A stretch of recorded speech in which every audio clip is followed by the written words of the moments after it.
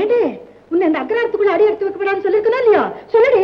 ஆமா, இன்னைக்கு மட்டுமா சொல்ற? தினகாலத்துக்கு சொல்ற வார்த்தை தானே அது. தினகால சொன்னது உன்னை மிரட்டுறதுக்காக.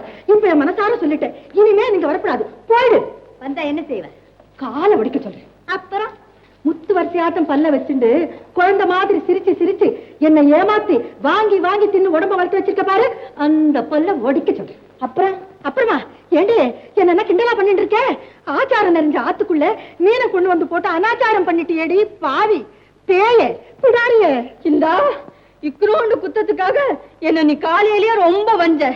தெருவு 4 சனம் போற வர இடமாச்ச, உன்னை எதிர்த்து பேசக்கூடாதுன்னு பொறுத்துக்கிட்டே இருந்தா அதே நீ மனசுல கருவம் கட்டிக்கிட்டு என்ன ரொம்ப திட்டிக்கிட்டு போறிய. என்ன உன் மனசுல நீ என்னதான் நினைச்சிட்டு இருக்க? ஏண்டே என்கிட்ட நீ மல்லுக்க நிக்கிற மரியாதையா போயிடு.